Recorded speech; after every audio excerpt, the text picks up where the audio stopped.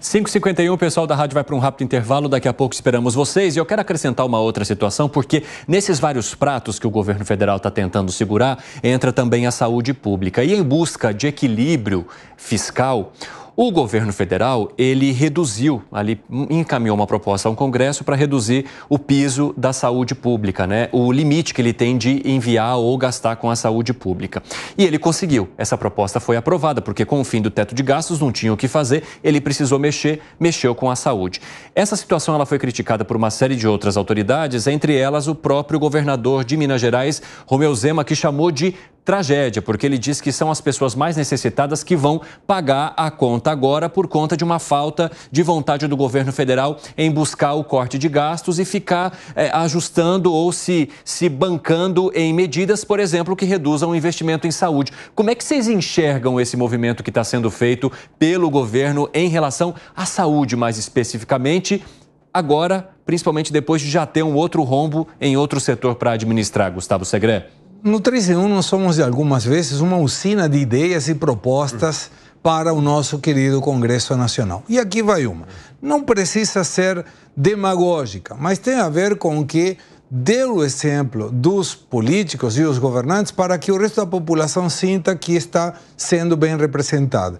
Não me parece justo que uma pessoa que tem um recurso baixo tenha que demorar meses para ser atendido, tem muitas vezes o compromisso da sua segurança, porque, por exemplo, se precisar uma tomografia computarizada ou uma ressonância magnética por uma dúvida em relação à sua saúde, por exemplo, uma dúvida de câncer, demora meses. E quando você tem câncer, meses pode ser a divisória entre viver e morrer. Então, que tal colocar uma proposta em que diga que a partir do momento que uma pessoa está no poder público, deputado, senador, assessor, secretário, todo presidente da República, eles têm a obrigação de se atender no hospital público. E aí te garanto, Evandro, que vai ter mais recursos, vai estar melhor gerido e vai ter uma infraestrutura de acordo, porque ninguém quer nem padecer esse problema, nem que um filho ou uma filha possa ter esse problema também. Até agora, nós vamos melhorar a saúde pública, mas, senhor eleitor, você vai na saúde pública, porque eu, deputado, senador, vou no privado que sou bem melhor atendido. E, gente, eu estou falando de uma redução de gastos de 20 bilhões de reais, Alan Gani.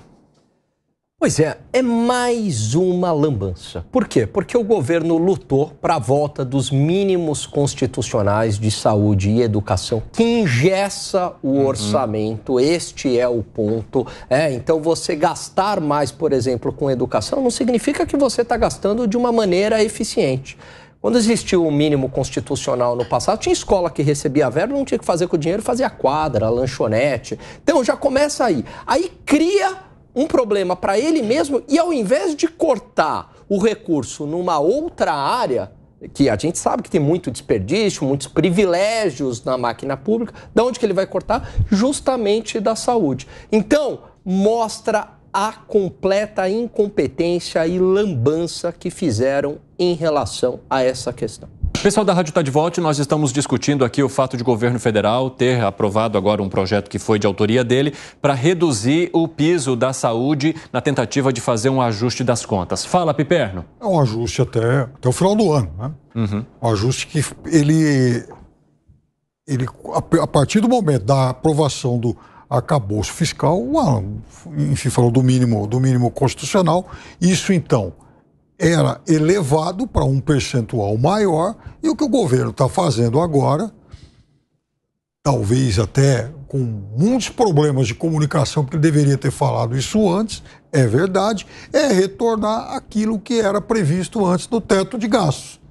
Agora, então faz esse corte de um número grande, de um volume de recursos grande, é possível que os estados imaginassem contar com esses recursos, porque os estados também perderam receita de ICMS por conta daquele projeto aprovado no ano passado. Então, eles contavam, de certa forma, com esse repasse. Então, eles vão ficar sem o ICMS e sem esse repasse. Exatamente. Fala, Dávila. Exatamente. Mandando a conta para os governadores. Esses 20 bi agora, os governadores que se virem. Já estão apertados. Já estão apertados e resolvem. E mais, ainda para agravar tudo isso, tem a questão do piso da enfermagem, que a gente sabe muito bem, como eu falei aqui, que mais da metade dos atendimentos do SUS hoje é feito parceria público-privada, que aí a conta não fecha. E aí o que está acontecendo? Vai fechar o número de leitos, vai diminuir o número de leitos no momento em que a saúde precisa, a população de baixa renda precisa ser atendida pela saúde pública. Então veja o agravamento de tudo isso. Estoura a conta, corta dinheiro, passa a conta para os governadores, volta o engessamento do gasto constitucional, aprova-se um piso de enfermagem que vai obrigar fechar leitos de hospitais filantrópicos porque não aguenta pagar a conta. Então, veja o absurdo que é o voto sempre colocando o corporativismo à frente da população. Quem paga a conta, infelizmente, é a população. E aí, Piperno, voltando ao nosso começo da conversa aqui, nós temos um dos piores sistemas de saúde do mundo, nós temos uma educação que está entre as piores do mundo, de acordo com o PISA, e nós temos uma segurança que é considerada pelos padrões da OMS, da ONU, como epidemia. Esse é o serviço público que a gente acaba dando para a população, taxando 37% da renda dela. Ou seja, você trabalha de janeiro a maio para pagar imposto e é esse o tipo de serviço que você tem. Um dos piores sistemas educacionais do mundo, uma das piores saúde pública do mundo e uma pior segurança que é considerado uma pandemia no Brasil. Fala, Piperno. A gente tem que trabalhar muito para melhorar isso, até porque saúde e educação foram áreas muito sucateadas no passado recente. Gani? Olha, saúde e educação é um problema crônico no Brasil. E eu acho que há principalmente em relação à educação, há uma ênfase muito no ensino superior e falta orçamento para ensino de base. Tenho 20 segundos para você. Simplesmente para clarificar a nossa audiência, a minha afirmação sobre que Bukele é de esquerda. Tem um trabalho muito interessante onde eu tomei essa base, www.nuso.org, um trabalho feito acadêmico por Malcom Cartagena que conta toda a história do Bukele e ele provém-se da esquerda. Agora está num partido de direita. Isso.